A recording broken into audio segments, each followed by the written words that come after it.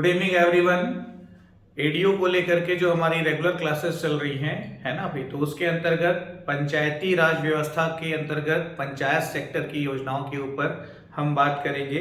कल पंचायत सेक्टर की योजनाओं का जो पार्ट 1 है उसके ऊपर कल की क्लास में हमने बातचीत की है, कल उसकी क्लास कंप्लीट की है। तो यदि आज की क्लास को आप डायरेक्ट देख रहे हैं तो कल की क्लास को जरूर देखिएगा। The CGPSC coach YouTube channel में एडीओ 2022 के नाम से प्लेलिस्ट बना हुआ है। तो हम आपकी सुविधा के लिए क्या करेंगे, अभी उसमें संविधान का प्लेलिस्ट अलग कर देंगे, ग्राम पंचायत का प्लेलिस्ट अलग कर देंगे। आने वाले समय में जो ग्रामीण विकास आजीविका की क्लासेस होंगी तो उनका भी प्लेलिस्ट अलग कर देंगे, तो उससे आपको थोड़ी सुविधा हो जाएगी। ठीक है।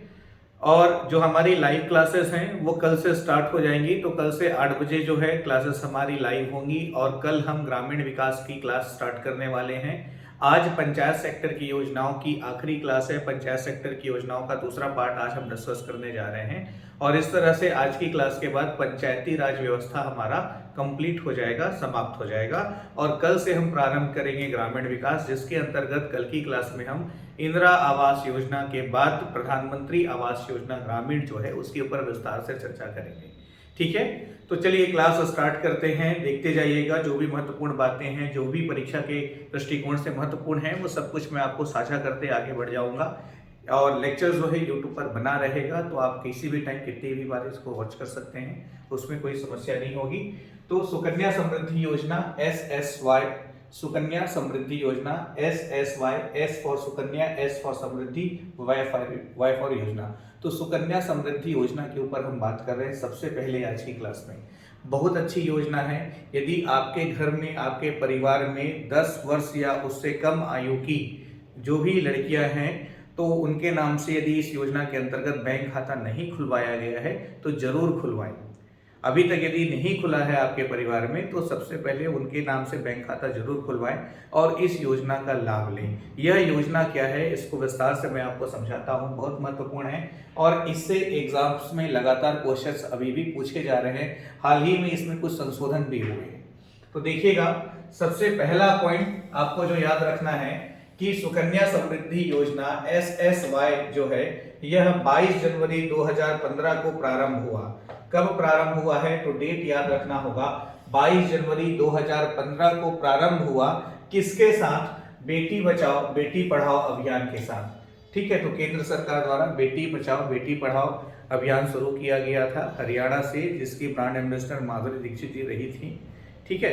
तो उसी दौरान सुकन्या समृद्धि योजना SSY को प्रारंभ किया गया।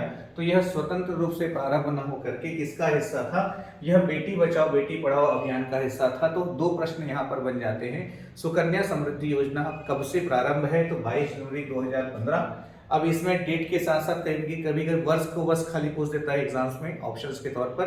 तो 2015 में प्रारंभ हुआ और यह किस अभियान का हिस्सा था? तो बेटी बचाओ बेटी पढ़ाओ अभियान का हिस्सा था। क्या? सुकन्या समृद्धि योजना। इसके अंतर्गत क्या होता है?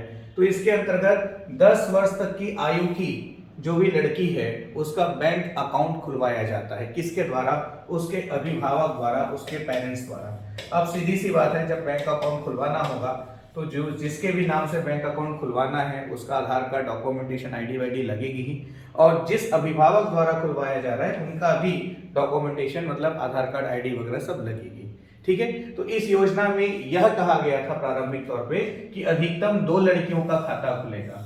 ठीक है। जैसे किसी परिवार में या किसी माता पिता की 2 लड़कियां हैं तो दोनों लड़कियों के लिए, दोनों कन्याओं के लिए इस योजना के अंतर्गत बैंक खाता खुलवाया जाएगा। ठीक है। और दोनों के लिए जो अकाउंट होगा वो अलग अलग होगा, एक साथ नहीं होगा। दोनों के लिए अलग अलग बैंक अकाउंट ओपन होगा। ठीक है। जिसमें क्या है, कुछ राशि आप जमा करेंगे, उसके ऊपर गवर्नमेंट ब्याज देगी और एक टाइम के बाद वो मैच्योर होगा। तो वो सारा प्रोसेस मैं भी बताने वाला हूँ, थोड़ा पेशेंस रखिएगा। दोनों कन्याओं के लिए अलग अलग बैंक अकाउंट खुलेगा, पहले ये इस बात को समझिएगा। अब हाल ही में इसमें केंद्र सरकार ने संशोधन करते हुए यह बात लागू की है कि देखिए, यदि पहली बार में ही जुड़वा कन्याओं का जन्म हुआ, तो एक जुड़वा कन्या हुई, 2 लड़कियां हुई, तो दोनों के लिए बैंक खाता खुलेगा। तो अधिकतम 2 लड़कियों के लिए खुलेगा, ये तो तय है। कई बार ऐसा होता है कि सेकंड टाइम में एक साथ यदि जुड़वा बच्चे का जन्म हो गया, जैसे एक पहली लड़की है और सेकंड टाइम में जो है दो जुड़वा लड़कियों का जन्म हो गया, दो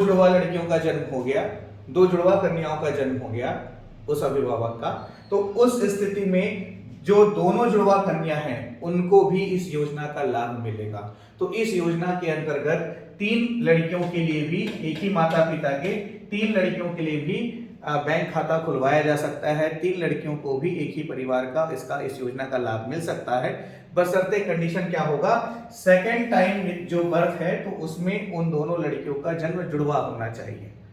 ठीक है, उस स्थिति में यदि 1 बाई 1 है तो फिर तीनों लड़कियों को इस योजना का लाभ नहीं मिलेगा, जो पहली 2 लड़कियां हैं उनको इस योजना का लाभ मिलेगा। आ रही बात समझ में? तो किसी भी परिवार की अधिकतम 2 लड़की तीसरी हो सकती है यदि जुड़वा जन्म हुआ हो तब। ठीक, फिर देखिएगा दोनों सभी जो 3 है तो भी या 2 कन्याएं हैं तो भी उनका अलग अलग बैंक अकाउंट खुलेगा। ठीक है, अब इसके अंतर्गत देखिएगा खाता खुलने के 21 वर्ष बाद खाता मैच्योर होता है। ठीक है, तो बैंक अकाउंट जो है मतलब जो अमाउंट है वो मैच्योर कब होता है, तो बैंक अकाउंट खुलने के 21 वर्ष बाद। तो ये एक प्रश्न हो गया कि सुकन्या समृद्धि योजना के अंतर्गत बैंक अकाउंट मैच्योर खाता खुलने के कितने वर्ष बाद होता है, तो खाता खुलने के 21 वर्ष बाद जो है बैंक अकाउंट मैच्योर होता है। जो अमाउंट है वो 21 वर्ष बाद मैच्योर होता है। 21 वर्ष की आयु नहीं कहा जा रहा है, 21 वर्ष बाद मैच्योर होता है।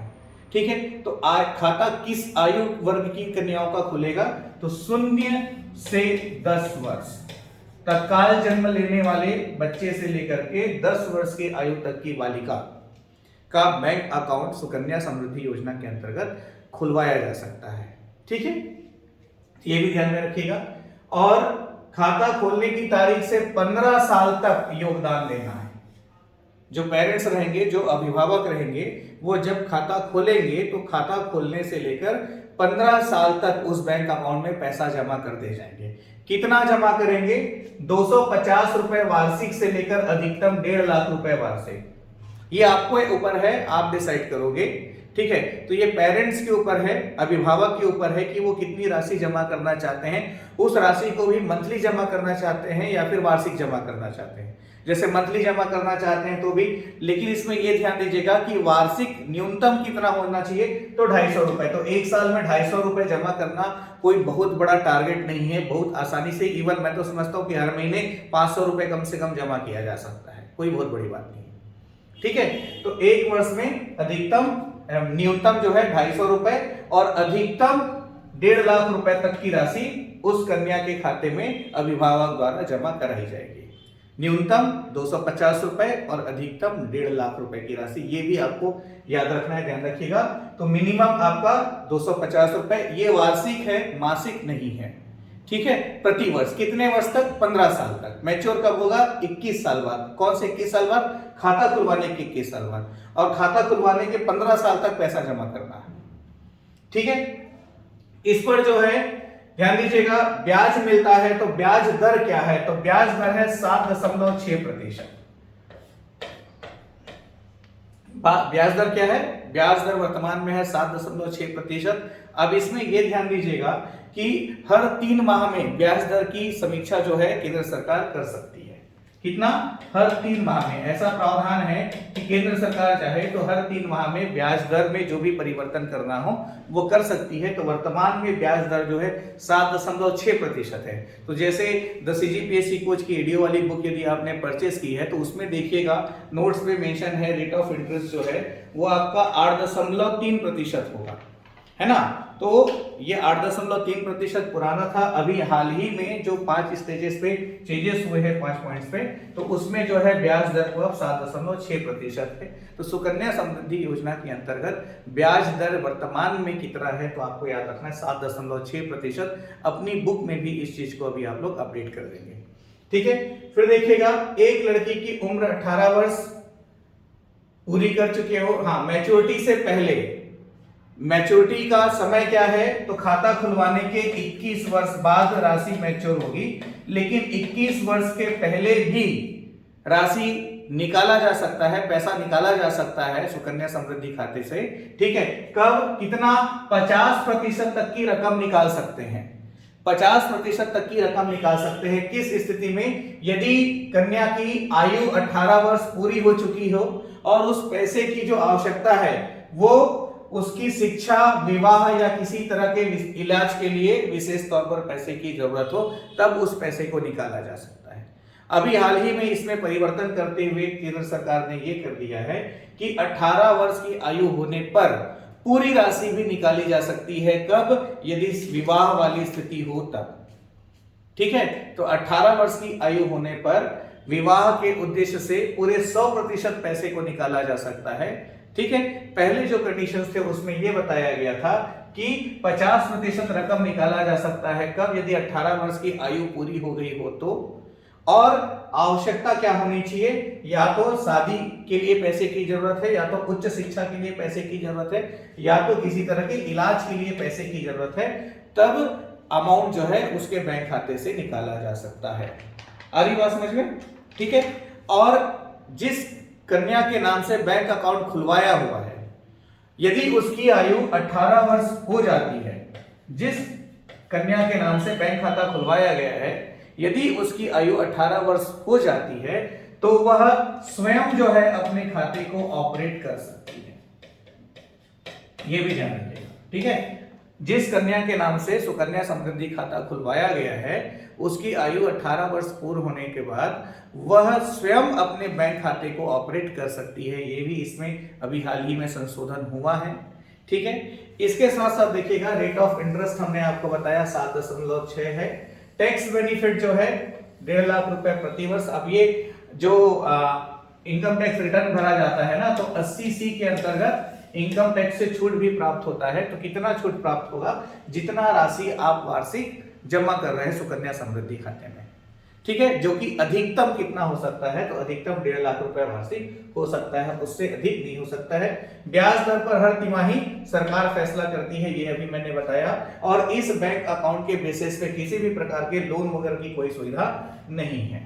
खाता खोलने के लिए जो भी आवश्यक दस्तावेज हैं वो लगेंगे। और खाता कहाँ खुलेगा? तो सभी प्रकार के सरकारी बैंक, जितने भी सरकारी बैंक हैं वहां सुकन्या समृद्धि खाता खोला जा सकता है। जितने भी प्राइवेट बैंक हैं निजी, वहां पे भी सुकन्या समृद्धि खाता खोला जा सकता है। उसके अलावा जो डाकघर है वहां पर भी सुकन्या समृद्धि खाता खोला जा सकता है। तो कहने का मतलब जितने भी वित्तीय संस्थान है लगभग सभी बैंकों में सुकन्या समृद्धि खाता खोला जा सकता है। ये भी आपको ध्यान में रखना है। ठीक है, डॉक्यूमेंटेशन जो नॉर्मल है वही लगेंगे। अब एक चीज थोड़ा इसमें समझने का प्रयास कीजिएगा। एक कैलकुलेशन मैं आपको बताना चाह रहा हूं। 7.6 अभी ब्याज दर कितना है? 7.6% वार्षिक ब्याज दर है सुकन्या समृद्धि योजना के अंतर्गत। जो भी अमाउंट में पैसा होगा, जो भी अकाउंट में अमाउंट होगा उसके ऊपर। ठीक है, तो एक कैलकुलेशन है, यदि प्रति वर्ष किसी अभिभावक द्वारा सुकन्या समृद्धि योजना के अंतर्गत अपनी कन्या के बैंक अकाउंट में 1 लाख रुपए प्रति वर्ष, कितना? 1 लाख रुपए प्रति वर्ष यदि जमा किया जाता है, प्रति वर्ष कितना अमाउंट बोल रहा हूं मैं? हर साल 1 लाख रुपए यदि जमा किया जा रहा है, ठीक है, तो 15 साल तक जमा करना है। कितने साल तक जमा करना है? 15 साल तक जमा करना है। तो 15 साल में 15 लाख, लेकिन 7.6 ब्याज दर की वजह से 15 साल में ये अमाउंट कितना हो जाएगा? तो ये हो जाएगा 28,32,000। ठीक है, और 21 साल में जब ये मैच्योर होगा तो 21 साल में ये अमाउंट होगा 44 लाख रुपए। कितना? 44 लाख। तो देखिए बेनिफिट यहां पर है ना भाई। इतना ज्यादा अमाउंट हम खुद सेविंग करके तो रख सकते नहीं है। तो सपोज दैट अब जैसे कन्या है, मान लो उसकी आयु 1 वर्ष भी है, या 1 हफ्ता भी है, 1 महीना भी है, या 10 वर्ष के अंतर्गत जो भी आयु है, यदि सुकन्या समृद्धि योजना के अंतर्गत बैंक खाता नहीं खुला है तो खुलवाइए और खुलवाने के लिए प्रेरित कीजिए। ठीक है, जो भी आपके आसपास लोग हैं उनको। अब 1 साल में 1 लाख रुपए जमा नहीं कर सकते, कोई बात नहीं, पर 1 साल में 5,000 10,000 रुपए जरूर जमा कर सकते हैं। ठीक है, तो 7.6% सावधि ब्याज की दर से काफी बड़ा अमाउंट मैच्योर होने पर मिलता है। और इस अमाउंट का उपयोग उसके विवाह में या उसके उच्च शिक्षा के लिए या किसी तरह के मेडिकल ट्रीटमेंट में कभी जरूरत पड़ी तो करवाया जा सकता है। ये एक बड़ा बेनिफिट है। ठीक है, तो सुकन्या समृद्धि योजना बेटी बचाओ बेटी बचाओ अभियान के अंतर्गत इसको शामिल किया गया, इसको प्रारंभ किया गया। और सुकन्या समृद्धि योजना बहुत ही अच्छी योजना है। ठीक है, तो जो भी आपके आसपास के लोग हैं उनको जरूर इस योजना का लाभ उठाने के लिए आप प्रेरित कीजिएगा। इस योजना से संबंधित सारी बातों को परीक्षा के दृष्टिकोण से मैंने अभी आपको बताया। ठीक है, यदि इस योजना का लाभ लेने के लिए बैंक अकाउंट वगैरह खुलवाना है तो जो भी आवश्यक दस्तावेज है और जो भी प्रोसेसिंग वगैरह है उसको लेकर के गूगल सर्च भी किया जा सकता है। ठीक है, चलिए हम आगे बढ़ेंगे। अगला टॉपिक है हमारा प्रधानमंत्री मुद्रा योजना। तो ध्यान में क्या क्या रखना है, कब से प्रारंभ हुआ, तो 8 अप्रैल 2015 को दिल्ली से प्रारंभ हुआ है। कहां से? 8 अप्रैल 2015 को दिल्ली से प्रधानमंत्री मुद्रा योजना प्रारंभ हुआ। PMMY प्रधानमंत्री मुद्रा योजना का शॉर्ट फॉर्म क्या है?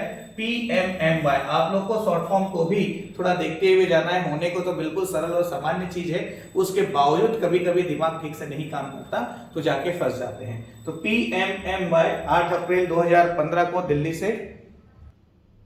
तो प्रधानमंत्री मुद्रा योजना का जो मुख्य उद्देश्य है क्या है? सूक्ष्म तथा लघु उद्योगों का विकास। सूक्ष्म तथा लघु उद्योगों का विकास किसके माध्यम से? प्रशिक्षित शिक्षित युवाओं के माध्यम से। तो जो प्रशिक्षित शिक्षित जो युवा हैं उनको मुख्य धारा में शामिल करते हुए इस योजना के माध्यम से लोन प्रदान करके उनको सूक्ष्म तथा लघु उद्योगों के विकास के अंतर्गत, मतलब इस तरह का बिजनेस ओपन करने के लिए प्रेरित करना और आर्थिक सहायता देना इस योजना का मुख्य उद्देश्य है। इसके अंतर्गत जो छोटे उद्यमी वगैरह हैं तो इसमें देखा जाए तो 50,000 से लेकर 10 लाख रुपए तक का जो कर्ज दिया जाता है, ये 3 कैटेगरी में दिया जाता है। देखिएगा, एक है आपका शिशु श्रेणी, शिशु ऋण इसको बोलते हैं। शिशु मतलब छोटा बालक, ठीक है, तो छोटा मतलब सबसे कम अमाउंट। तो इसके अंतर्गत 0 से 50,000, कितना? 0 से, तो 0, अब 0 रुपए का लोन तो कोई लेगा नहीं, तो इसके तहत 50 रुपए तक, 50,000 सॉरी 50 रुपए भी नहीं, इसके अंतर्गत 50,000 तक की राशि दी जाती है लोन के रूप में, ऋण के रूप में। इसके अंतर्गत शिशु ऋण के अंतर्गत, इससे लेकर के कई बार पूर्व परीक्षाओं में प्रश्न आए हुए हैं। प्रधानमंत्री मुद्रा योजना महत्वपूर्ण है। किशोर ऋण की हम बात करें तो किशोर ऋण के अंतर्गत 50,000 से 5 लाख तक की राशि ऋण के रूप में उपलब्ध कराई जाती है। और तरुण श्रेणी की हम बात करें तो इसके अंतर्गत व्यापार की बढ़ोतरी हेतु 5 लाख से 10 लाख तक का ऋण जो है उपलब्ध कराया जाता है। तो प्रधानमंत्री मुद्रा योजना में 3 ऑप्शन है, शिशु ऋण, किशोर ऋण और तरुण ऋण। ठीक है, तो तीनों श्रेणी में कितना कितना अमाउंट लोन पे मिलता है ये जरूर आपको ध्यान में रखना है। ठीक है, अब देखिएगा, आवश्यक दस्तावेज वही होंगे जो सामान्य बैंक अकाउंट वगैरह, जो भी प्रोसेसिंग वगैरह है, जिस वजह से भी आप लोन लेना चाह रहे हैं, जिस भी मशीनरी के लिए आप लोन लेना चाह रहे हैं, वो सारा कुछ आप बताएंगे। ठीक है, ये भी ध्यान में रखिएगा, निवास प्रमाण पत्र, फोटोग्राफ, जाति प्रमाण पत्र, नो ड्यूज, ठीक है, आधार कार्ड, पैन कार्ड, बचत पासबुक का 6 महीने का रिकॉर्ड, ठीक है, ये आवश्यक होता है। ठीक है, स्वच्छ भारत मिशन ग्रामीण, स्वच्छ भारत मिशन ग्रामीण, सबसे पहले डेट याद रखना है, महात्मा गांधी की 150वीं जयंती को टारगेट करते हुए ध्यान दीजिएगा। स्वच्छ भारत मिशन ग्रामीण, स्वच्छ भारत मिशन ग्रामीण, तो यह प्रारंभ हुआ है 2 अक्टूबर 2014 को और टारगेट क्या रखा गया?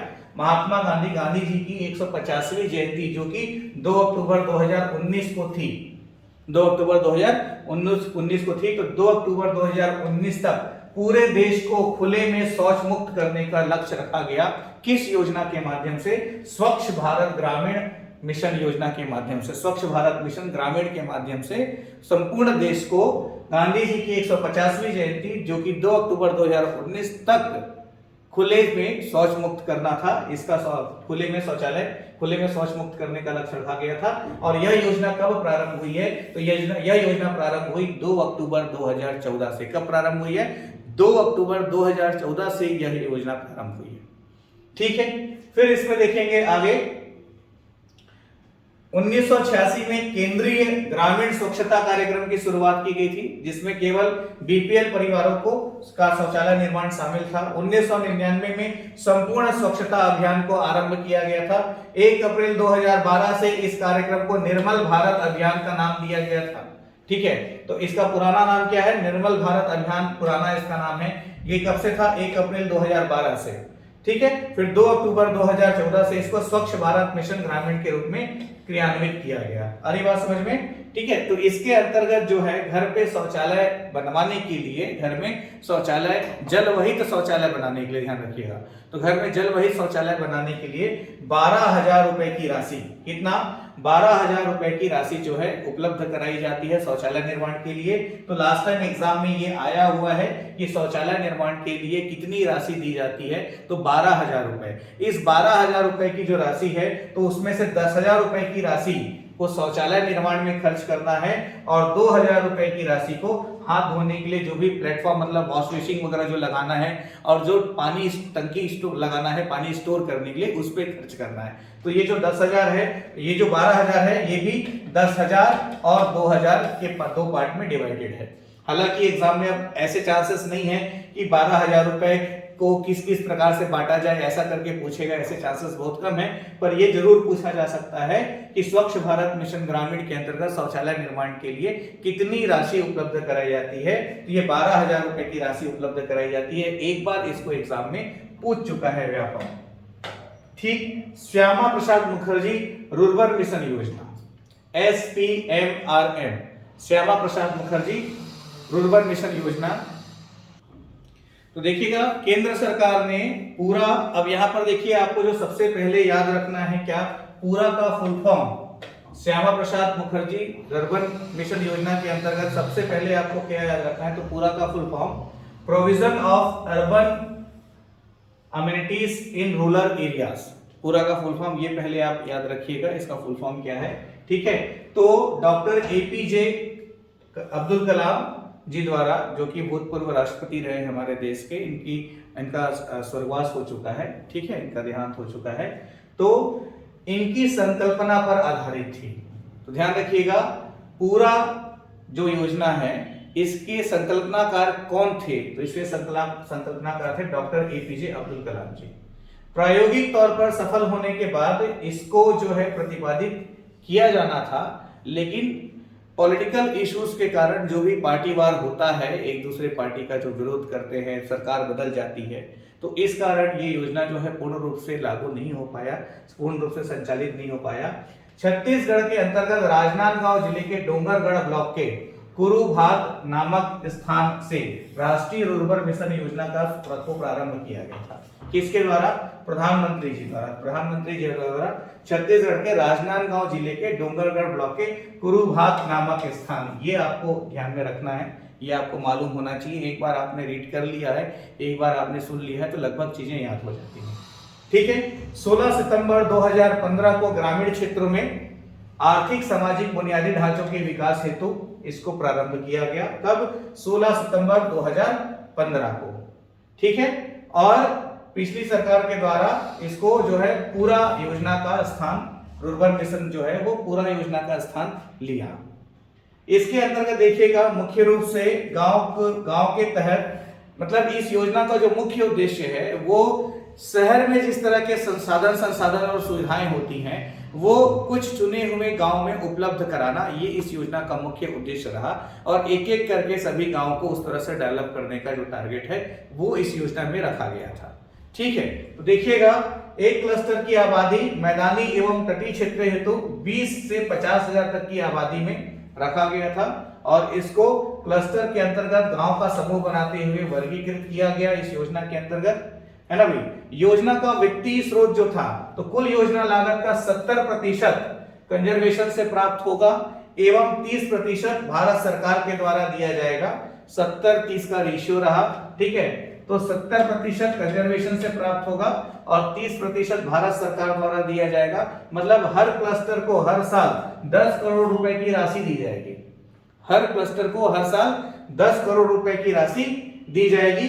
ये योजना में प्रस्तावित था, प्रावधान था इसके अंतर्गत। जो छत्तीसगढ़ राज्य में हम देखें तो छत्तीसगढ़ राज्य में मुरमुंदा, डोंगरगढ़, पड़पाल, बस्तर, लोहरसी, धमतरी में, कुंडा, पंडरिया में ये 4 क्लस्टर जो थे वो चयनित रहे।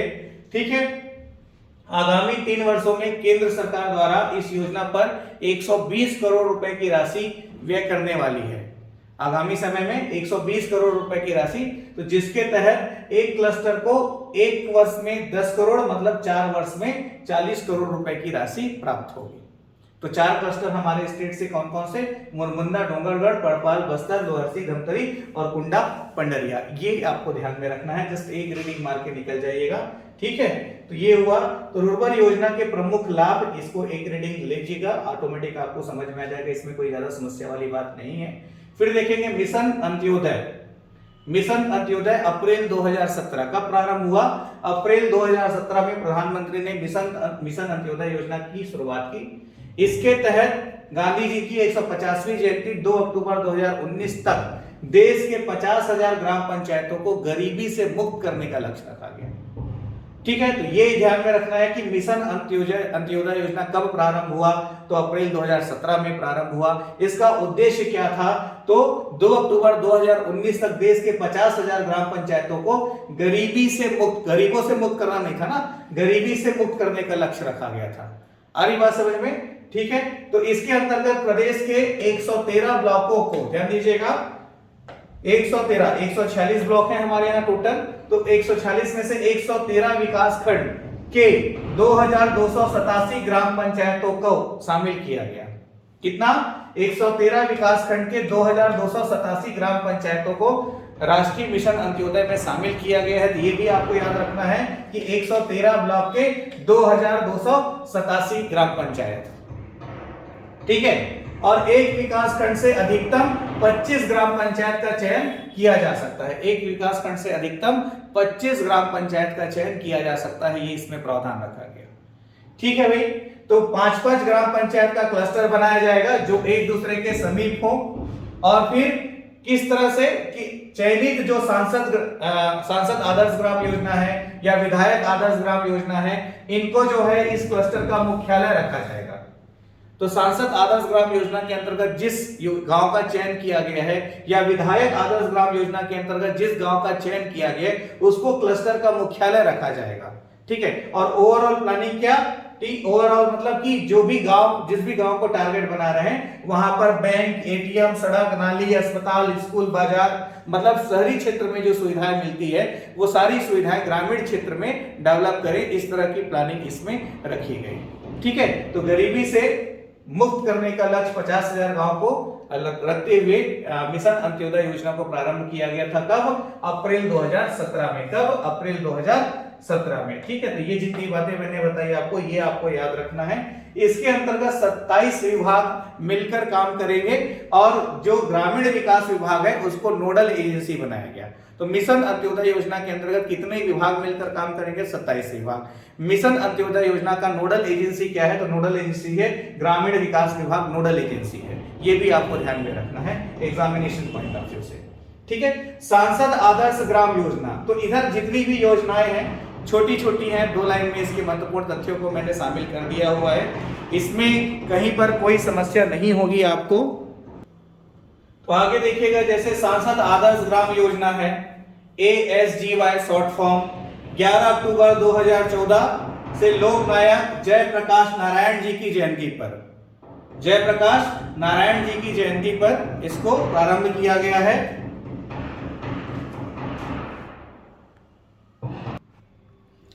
ठीक है, तो इसमें देखिएगा आदर्श ग्राम योजना है ना भाई, तो ये नाम याद रखना है, जयप्रकाश नारायण जी की जयंती पर 11 अक्टूबर 2014। तो इसके अंतर्गत केंद्र सरकार द्वारा क्या किया गया, लक्ष्य दिया गया हर सांसद को कि जो भी राज्यसभा लोकसभा सदस्य हैं उनको सांसद कहा जाता है, तो वो एक गांव को गोद लें और उस गांव में पूरा का पूरा इंफ्रास्ट्रक्चर वगैरह जो है वो डेवलप करके दें।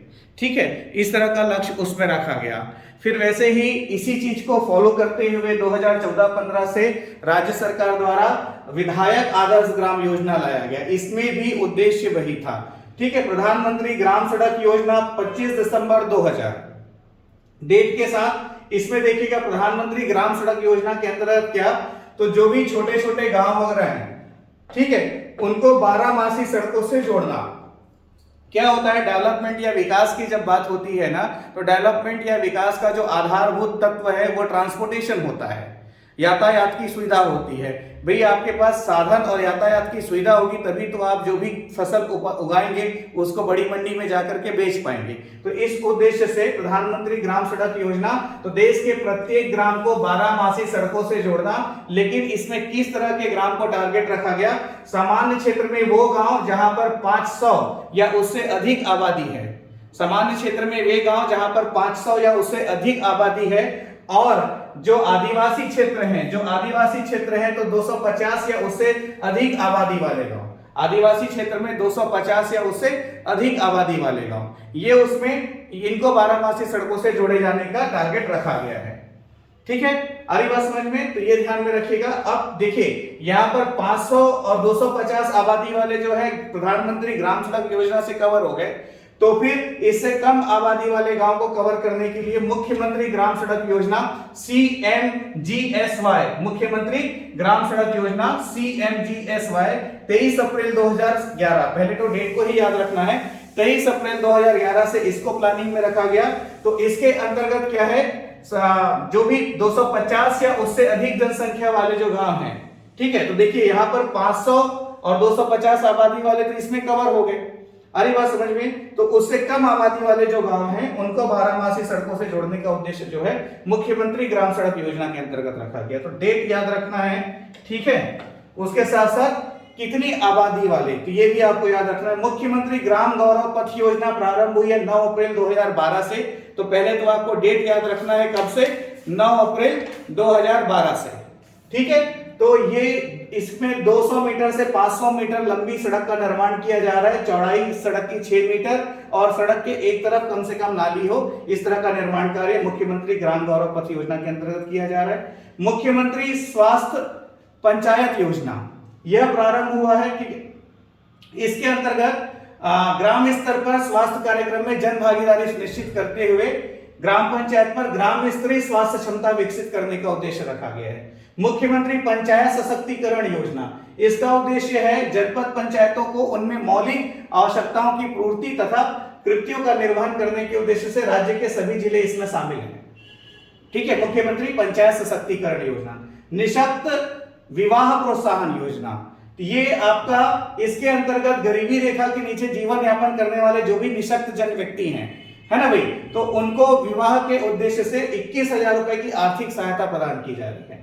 निःशक्त जन के लिए स्वरोजगार हेतु ऋण, ये एक अलग योजना है। अमृत नमक वितरण योजना, इसके अंतर्गत निःशुल्क जो है 1 किलो रिफाइंड आयोडाइज्ड नमक उपलब्ध कराया जा रहा है। कोर पीडीएस मेरी मर्जी योजना, इसके अंतर्गत जो भी अंत्योदय एवं प्राथमिकता परिवार के राशन कार्ड धारी हैं वो स्वयं से क्या क्या सामग्री लेना चाहते हैं वो चूज कर सकते हैं। आम आदमी बीमा योजना के ऊपर एक बार हम बात कर चुके हैं। फुलवारी योजना 12-13 से कुपोषण दूर करने के हेतु, फुलवारी योजना कब से प्रारंभ हुआ है? तो 2012-13 से। उद्देश्य क्या है? तो कुपोषण दूर करना इसका उद्देश्य है। ई पंचायत योजना ये 15-16 से, इसका उद्देश्य है संपूर्ण पंचायतों को इंटरनेट से जोड़कर पारदर्शिता व सुशासन के साथ विकास लाना, ठीक है। तो इंटरनेट से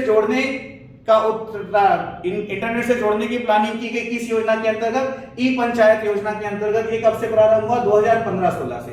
मिनी स्टेडियम निर्माण योजना 2015-16 से, इसके अंतर्गत 3000 से अधिक आबादी वाले गांव में मिनी स्टेडियम का निर्माण करने का लक्ष्य रखा गया है। ग्रामोदय भारत योजना, ग्रामोदय से भारत योजना, यह 14 अप्रैल 2016 मध्य प्रदेश के महू नामक स्थान से इसका शुभारंभ हुआ। ग्रामोदय से भारत उदय योजना, इसके अंतर्गत ग्रामीण विकास व सामाजिक खुशहाली के साथ पंचायती राज के सशक्तिकरण का उद्देश्य रखा गया है। नवा अंजोर योजना, हमर छत्तीसगढ़ योजना 1 जुलाई 2016 से 30 जून 2018 तक संचालित। हमर गांव हमर योजना 2 अक्टूबर 2016 से। और सौर सुजला योजना, तो देखिएगा अगला जो महत्वपूर्ण है वो ये आपका सौर सुजला योजना है, और इसके बाद हमारा आज का जो क्लास है वो कंप्लीट हो जाएगा। तो सौर सुजला योजना 1 नवंबर 2016 से, कब से? 1 नवंबर 2016 से ये प्रारंभ हुआ है। इसके अंतर्गत सौर ऊर्जा से चलित पंप किसानों को सब्सिडी में उपलब्ध कराना उद्देश्य है, ठीक है। इसका उद्देश्य क्या है? सौर ऊर्जा से चलित पंप जो है किसानों को सब्सिडी दर में उपलब्ध कराना इसका उद्देश्य रखा गया है। तो इसके अंतर्गत क्या हो रहा है? 2 HP, 3 HP और 5 HP, HP मतलब हार्स पावर के पंप जो हैं यदि किसान लगाता है सौर ऊर्जा से चलने वाला, है ना भाई। तो जैसे 2 HP वाला जो पंप है तो इसमें टोटल 25,000 रुपए का खर्च आता है। तो 5 HP का जो पंप है इसमें टोटल 5 लाख रुपए का खर्च आता है।